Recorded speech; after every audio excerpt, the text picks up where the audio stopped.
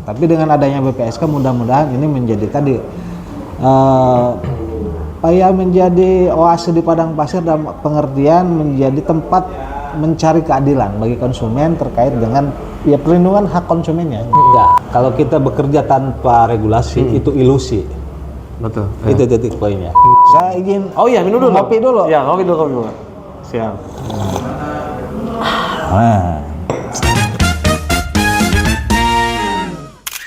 Assalamualaikum warahmatullahi wabarakatuh. Halo sobat konsumen, jumpa lagi di channel BPSK Banten Official di acara Ngopi Men, ngobrol perlindungan konsumen. Seperti biasa, kita akan membahas soal perlindungan konsumen di wilayah Provinsi Banten, dibahas secara mendalam dan dikemas dengan santai. Sudah hadir bersama kita ada Bapak Abdurrahman MPD. Gimana kabarnya, Bang?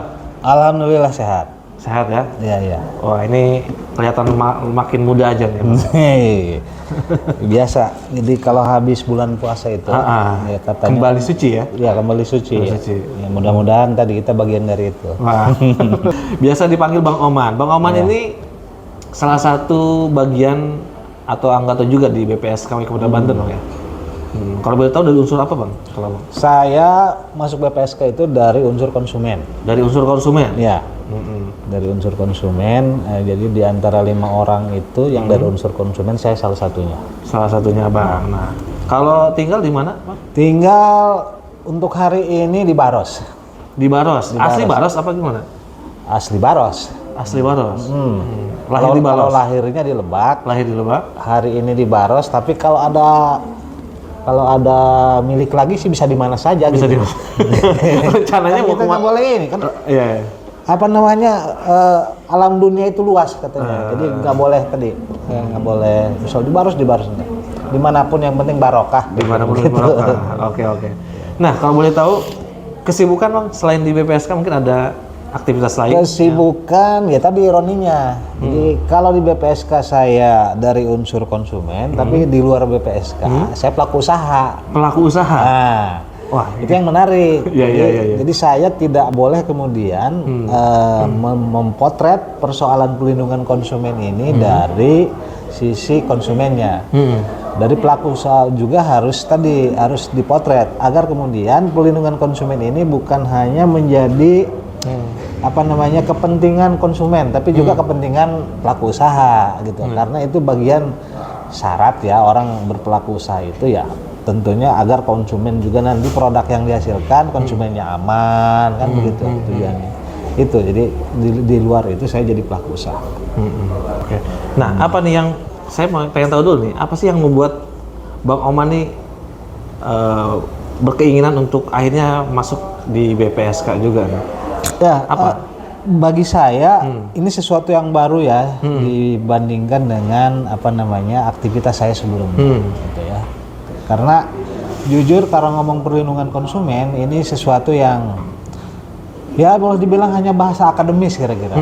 Kalau dulu itu kita tidak pernah menemukan atau belum menemukan satu wadah yang kira-kira bisa menampung terkait dengan perlindungan konsumen. Nah, alhamdulillah Provinsi Banten berinisiatif untuk membentuk BPSK yang itu saya punya harapan mudah-mudahan selain saya tempat belajar di situ juga punya kontribusi yang positif terkait perlindungan konsumen. Gitu. Nah, berbicara kebermanfaatan, seberapa manfaat sih, Bang, kehadiran BPSK hari ini? Sangat bermanfaat. Kalau dari sisi regulasi, saya pikir ini jadi oase gitu ya. Oase di padang pasir yang menawarkan bagi masyarakat, dalam hal ini konsumen yang akibat transaksi dengan pelaku usaha merasa dirugikan, ada wadah BPSK. Kan pencari keadilan itu macam-macam gitu ya. Salah satunya terkait dengan proses tadi transaksi, entah itu transaksi yang dilakukan secara online ataupun tadi yang dilakukan secara face to face. Nah, kalau dia terjadi kerugian, kan pertanyaannya kalau dulu gitu ya kemana saya mengadu gitu. Iya, betul. Karena kadang-kadang ya pelaku usaha juga kalau sudah selesai transaksi yang bersangkutan produknya terjual ya begitu saja ditinggalkan. Sudah gitu ya. Sudah. Tapi dengan adanya BPSK mudah-mudahan ini menjadi tadi supaya menjadi oase di padang pasir dalam pengertian menjadi tempat mencari keadilan bagi konsumen terkait dengan ya perlindungan hak konsumennya, mendapatkan barang yang bagus gitu ya, ya sesuai spesifikasi gitu ya. Salah satunya kan itu. Yang itu memang dilindungi juga oleh undang-undang ya Bang ya? Nah, sangat diatur di undang-undang, namun tadi kalau berbicara hari ini, kalau regulasi itu kan disusun, harus menyesuaikan dengan waktu. Dengan keadaan. Saat ini. Ya, karena waktu ke waktu itu ya situasi berubah ya, tadi rejim juga berubah. Nah maka kalau saya lihat secara pribadi, antara undang-undang lama dalam ini undang-undang 8 tahun 99 dengan waktu sekarang misalnya tahun 2026 itu ada beberapa yang kosong. Yang kosong dalam pengertian karena tadi misalnya waktu penyusunan undang tahun 99 itu barangkali tren orang bertransaksi secara online gitu ya. Itu ya jarang gitu ya. Bahkan mungkin dulu belum kepikiran bahkan tidak ada barangkali. Tapi kan sekarang orang ya kalau transaksi itu lebih banyak yang online gitu ya. Kita beli barang misalnya pelaku usahanya katakanlah adanya beda provinsi atau bisa bahkan beda negara, itu kan bisa dilakukan di situasi sekarang. Nah parahnya misalnya kalau kemudian terjadi kerugian kepada konsumen, apakah regulasi yang sekarang itu sudah cukup mampu untuk tadi dibilang mampu untuk disebut melindungi konsumen gitu. Ataupun menyelesaikan persoalan hari ini. Iya, nah makanya tadi keterkaitan dengan regulasi itu ya saya secara pribadi berharap bahwa ke depan katanya ini kan undang-undang perlindungan konsumen sudah masuk prolegnas. Tapi saya juga tidak tahu apakah ini menjadi skala prioritas untuk kemudian misalnya di tahun 2026 undang-undang ini akan segera di-launching. Tapi harapan saya sebetulnya pihak yang di sana pembuat regulasi itu coba menampung dari berbagai masukan gitu ya. Salah satunya barangkali BPSK terkait postur regulasi ini gitu ya, yang ya tadi yang sesuai dengan zamannya kira-kira begitu. Karena di regulasi yang sebelumnya itu terus terang banyak sekali ya kalau dibilang kelemahan lah bagi para penegak gitu ya. Contohnya apa? Contohnya begini. Pasal mana yang saat ini kalau dirasa ngomong kurang pasal relevan? per pasal itu harus dibuka secara rigid, tapi secara konstruksi umum misalnya bahwa tidak ada kewajiban memaksa bagi BPSK terkait bagaimana mentreatment pelaku usaha. Jadi di regulasi itu pure hanya ya kita menunggu kesadaran dari pelaku usaha misalnya kalau terkait dengan proses panggilan segala macam. Panggilan sidang. Panggilan sidang segala macam. Dan tadi kalau kemudian katakanlah pelaku usaha ini ada pada tahap pertama misalnya melakukan tadi sesuatu yang merugikan konsumen, ternyata di kemudian hari diadukan lagi oleh konsumen lain, pelaku usaha yang sama. Ini nambah-nambahnya tadi mestinya kan ada akumulasi. Ya, ada akumulasi sanksi, entah itu misalnya kalau kemudian dia melakukan pelanggaran terkait dengan perlindungan konsumen itu 1 kali, 2 kali segala macam sampai sanksi pemberhentian, pembekuan atau pencabutan izin usahanya segala macam. Saya pikir undang-undang yang sangat ditunggu gitu ya. Contoh yang begitu. Kalau yang sekarang kan tadi masih sebatas ya apalagi di fungsi di kita kan lebih banyak mediasinya mendorong itu. Tapi saya pikir nggak ada salahnya kalau kemudian kehadiran regulasi ini ya namanya juga undang-undang perlindungan konsumen, wajar kemudian kalau regulasinya itu berpihak kepada konsumen, gitu ya. Tentunya juga dengan kacamata untuk pelaku usaha yang adil, kira-kira gitu. Jadi kalau menurut Abang regulasi yang saat ini dipakai ini kurang menguatkan keberadaan BPSK itu sendiri begitu?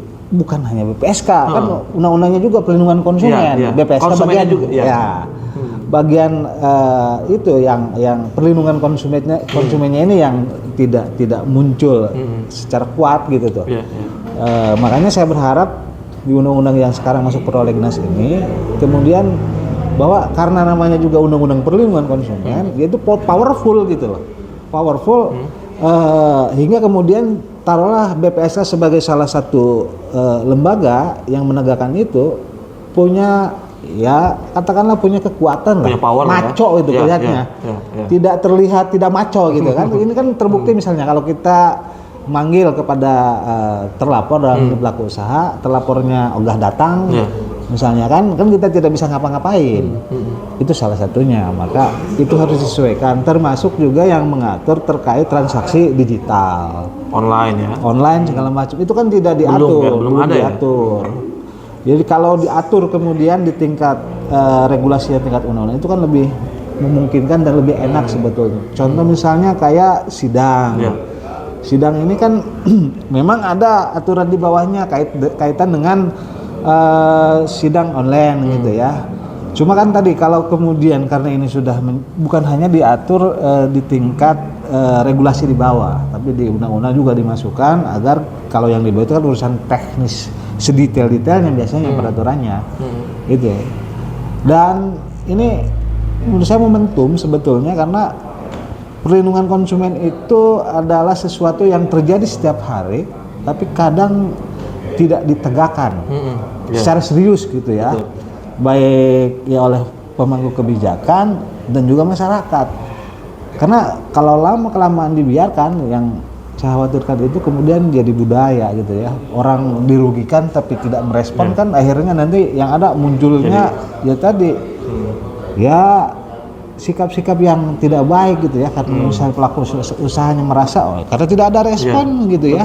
Dianggap biasa-biasa saja padahal ada kerugian yang ditimbulkan gitu. Nah, saya tertarik tuh membahas soal digitalisasi ataupun transaksi online tadi. Nah, kalau memang itu belum diatur dalam undang-undang yang hari ini digunakan, berarti selama ini ketika memang ada konsumen yang mengadu terkait pembelian online ke BPSK, nah BPSK gimana perlakuannya terhadap? Ya, model penanganan sederhana misalnya. Katakanlah yang diadukan itu pelaku usahanya di Jakarta ya, paling kita hanya bersurat tadi berdasarkan dokumen yang ada, alamat contohnya, kita lakukan pemanggilan segala macam. Kalau kemudian itu kan hanya berdoa, syukur-syukur gitu ya, direspon, datang ke sini ada etikat baik dari pelaku usaha, ya kita. Kalau tidak ada, tidak terjadi apa-apa kan di BPSK. Pada akhirnya BPSK memutuskan bahwa aduan tersebut tidak dapat diselesaikan di BPSK karena si pelaku usahanya tidak hadir. Tadi coba kalau misalnya ada kekuatan berlebih BPSK dikasih nih, BPSK bisa menyampaikan ke lembaga terkait ya, entah itu kepolisian, Kementerian Perindustrian dan Perdagangan atau pihak lain gitu ya, bahwa ini regulasinya ini persoalan harus kemudian menjadi perhatian semuanya.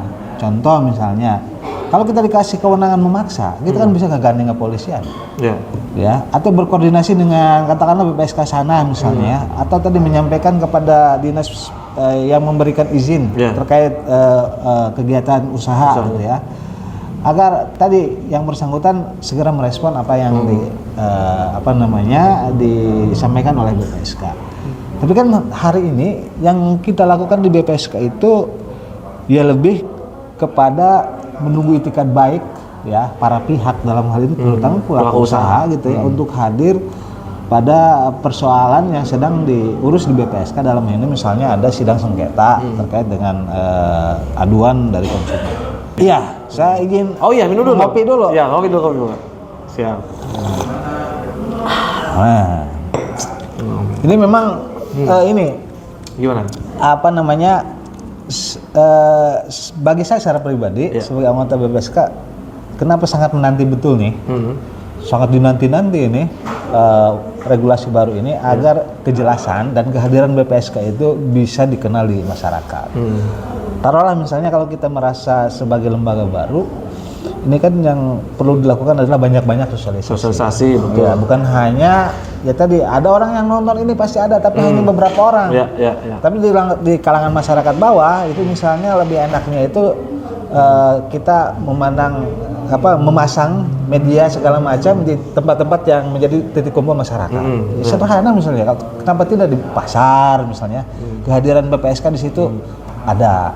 Dalam bentuk apa? Banyak yang bisa dilakukan gitu ya. Karena tadi kalau kita sifatnya pasif, kan pasif sekarang. Menunggu ya. Menunggu laporan. Menunggu laporan. Saya ingin tuh yang aktif gitu. Iya. Ya aktif tuh bukan kita nyari-nyari perkara misalnya ya, tapi bagaimana kita juga bisa bersosialisasi, melakukan yang paling penting kan pembinaan. Karena masyarakat bagaimana mau lapor kalau kemudian tidak di treatment, Betul. tidak dibidak. Itu yang maksud saya di poin-poin Undang-Undang Perlindungan Konsumen, poin-poin itu mestinya masuk gitu. Jadi komprehensif, bukan hanya kita ngurus di persoalan hilir. Kalau menyidangkan itu kan persoalan hilir, tapi hulunya tidak diurus, memberi pemahaman, baik Edukasinya. baik itu untuk pelaku usaha, ya terutama Konsumen, juga untuk konsumen gitu ya. Makanya mudah-mudahan di undang-undang baru itu mengcover semuanya gitu ya. Karena bagi saya kalau hanya sekedar bekerja di BPSK ketika sidang selesai, tapi kan bukan hanya persoalan betul, gitu ya. betul. Ada tolak ukur barangkali yang bisa diukur itu apakah kegiatan transaksi yang dilakukan antara pelaku usaha dengan konsumen itu sudah sesuai karena undang-undang sudah diatur kan. Tapi kan hari ini kita banyak juga mendapatkan laporan, Pak, bahwa saya dirugikan oleh ini terkait kasus ini segala macam. Itu yang menjadi miris kita gitu.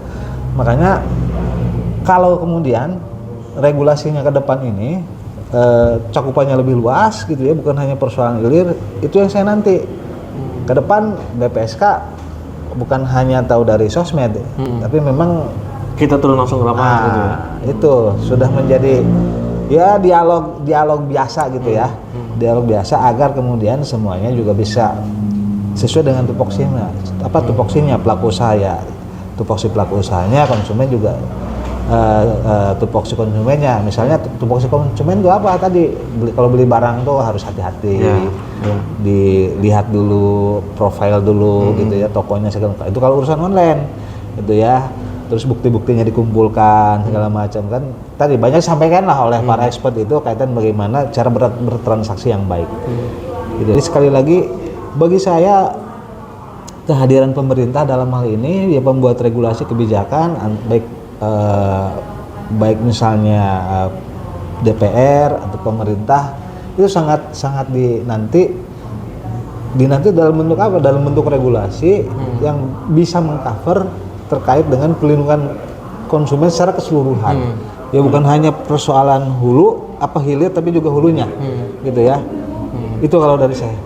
Kira-kira sudah ada bocoran atau ini Bang? Kira-kira kapan undang-undang yang baru diresmikan? tapi sudah masuk prolegnas ya? Sudah masuk prolegnas. Saya juga beberapa kali pernah menyaksikan secara live ya di sosmednya DPR RI. Cuma beberapa hal menurut saya kurang substansial. Apa poin-poinnya, pasal-pasalnya? Iya, karena misalnya kalau nggak salah saya ini coba di naskah akademiknya dicantumkan sejarah perlindungan konsumen. Baik sih gitu ya. Bahwa ini terjadi di Amerika, termasuk di Indonesia.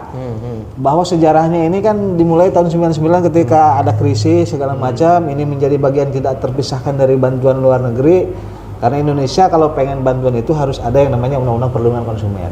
Nggak apa-apa. Tapi yang substansial itu yang tidak saya ketemukan misalnya. Bagaimana kehadiran pemerintah kan, kalau ngomong bernegara itu terkait pelindungan konsumen. Yang secara rigid itu yang belum diatur gitu ya, termasuk kehadiran lembaga-lembaga pengadilnya misalnya ya kayak BPSK, bagaimana posisinya segala macam itu yang belum diatur secara rigid. Itu sih yang belum saya dengar gitu, makanya saya juga penasaran sih seperti apa nanti bentuknya. Kita tunggu aja berarti ya. Ya. Mudah-mudahan nih undang-undang yang baru terkait dengan perlindungan konsumen segera disahkan juga. Amin. Agar memang perlindungan konsumennya bisa dilakukan secara maksimal dan kehadiran BPSK pun benar-benar terasa kehadirannya di masyarakat begitu. Ya, kalau kita bekerja tanpa regulasi itu ilusi. Betul. Itu titik poinnya. Oke, terakhir aja mungkin Bang, pesannya buat para konsumen di rumah dan dimanapun berada, khususnya di wilayah Banten, ya. Pertama harus sering-sering buka channel BPSK. Karena BPSK Banten Official. Karena di situ beberapa ilmu baru pasti ketemu. Ya. Nah, karena apa? Kalau langsung baca Undang-Undang 8 tahun 99 kan agak mumet tuh. Waduh. Nah, kalau channel BPSK beberapa informasi bisa disampaikan. Yang kedua bahwa harus sadar konsumen itu raja. Konsumen itu adalah raja. Pembelian itu adalah raja. Iya, konsumen itu raja dalam pengertian bahwa dia punya hak. Ketika tadi terjadi sesuatu yang merugikannya, ada saluran oleh negara disiapkan bagaimana cara dia mendapatkan keadilan terkait proses transaksinya. Gitu. Dan BPSK salah satunya adalah dibuat untuk menjawab itu. Oke, baik, terima kasih. Terima kasih Bang Siap, Roman sama-sama. atas waktunya. Siap, sama-sama. Dan ya buat para konsumen, mudah-mudahan menyimak dan juga mudah-mudahan sedikit tercerahkan dengan obrolan kita. Amin, Ya. amin, amin. Oke, terima kasih. Kita berdua pamit. Wabillahi taufiq wal hidayah. Wassalamualaikum warahmatullahi wabarakatuh. Salam konsumen cerdas.